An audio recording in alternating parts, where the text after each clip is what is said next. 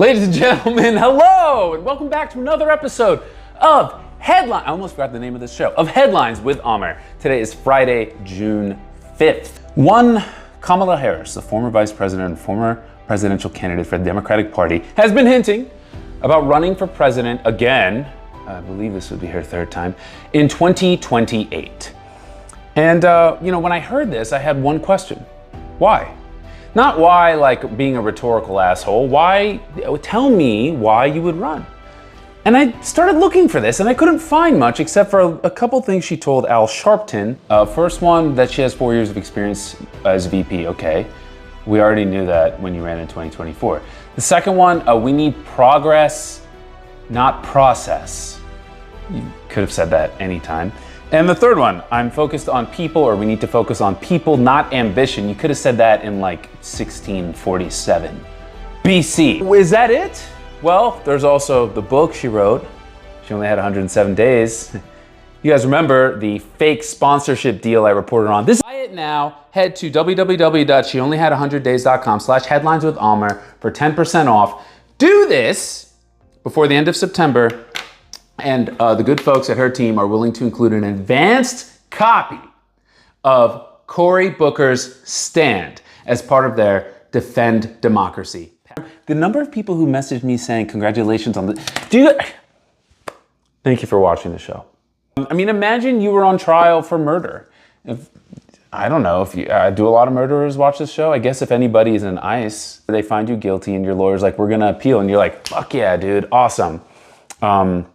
What's the plan? What's the new evidence we're filing? And he's like, well, this time around, we're gonna really focus on the fact that you have X years of experience as a non-criminal. That you believe in what can be, unburdened by what has been. Ooh, good luck. A lot of other voices in the Democratic realm, the centrist Democratic realm, that are also not addressing these things and addressing other things. One of the best examples is the DNC autopsy report with DNC chair, one Ken Martin, who said, I'm not proud of it and I don't endorse anything that's in it. Can you imagine like Christopher Nolan putting out a new massive film and his first interview was like, yeah, don't watch it.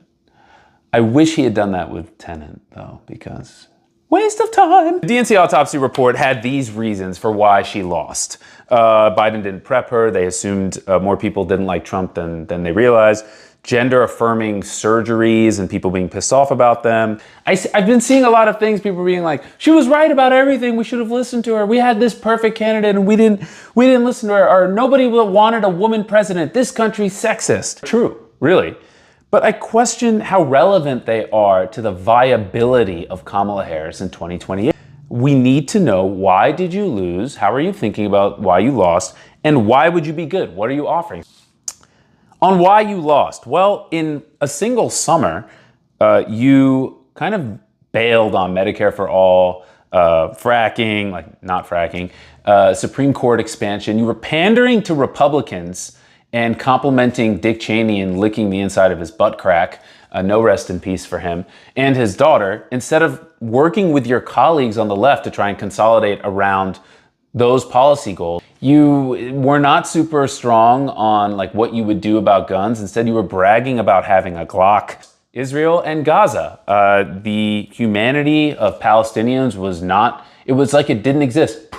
Kind of like how it's not in the report at all. Control F for Gaza and Palestine, nothing. Can you do that's good? Like when we look around at everything that's happening in politics right now, we've got gerrymandering, a co-opted court. We've got ICE out of fucking control. We've got voting rights being curtailed. Do you have any plans for any of those things? Could you have mentioned one of those things to Al Sharpton? Like, she was right, nobody wanted a woman president crowd. Now, let's talk about the she was right. Well, I fucking hope she was right. She ran against a McDonald's trash bag. So, you say we didn't want a woman president. I say I don't want a nothing bag who panders to Republicans and then fails to even beat out a McDonald's trash bag, irrespective of their gender or how I feel about representation. I say, you care about women, huh?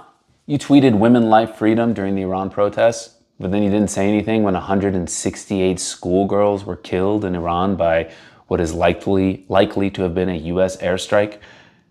You celebrate Malala, but you've been silent about the badass, hardcore, impressive women journalists who go out every day and risk murder by Israel, and then those who have been murdered by Israel. Among them, American citizens. Where's your love for women there? Because that takes a lot of guts, and there's a lot of women who are still doing it right now that could use your support. Women are using tent fabric instead of feminine hygiene products in Gaza right now. That women are being sexually assaulted by Israel. And you might say, oh, well, Hamas is doing it too. Okay, they are. Why are you still not saying anything about this? So who is it that doesn't care about women? And I want to talk a little bit about the idea of moderation and moderates, right? Because a lot of these voices, I find that they pride themselves on the idea of being moderate. The phrase, everything in moderation, it's a great phrase. It works really well if you're like an uncle at Thanksgiving. You want to be one of the moderate uncles at Thanksgiving. You want to be one of the more moderate coworkers at happy hour. You want to be one of the more moderate Colombian soccer fans. When it comes to politics, moderate is not meeting the moment. That's why people were pissed when Kamala Harris didn't include a Palestinian voice at the DNC. Are pissed at Virginia Governor Abigail Spanberger, who gets elected on an anti-Trump agenda and then vetoes a bill that would ban ICE from making arrests in protected areas like courthouses, schools, etc. That's why people are pissed when Cory Booker stands up for 25 hours as nothing or says he wants Michigan fist. Whoa, he's so weird, right? Forget Mickey Sherrill in New Jersey, spending a lot more time talking about law and order than doing something about what's happening at Delaney Hall. I want to talk to people who think being moderate is a flex. You know, I recently went to see New York Governor Kathy Hochul speak. And she was like, yeah, you know, being governor of New York, this is how she talks. Being governor of New York, I've got Mamdani on one side and Trump on the other, and I have to be, you know, I have the political abilities. That's the problem with moderate, right? It seems to be relative to what is happening on the ground rather than moral authority that transcends that. Moderate in reference to what?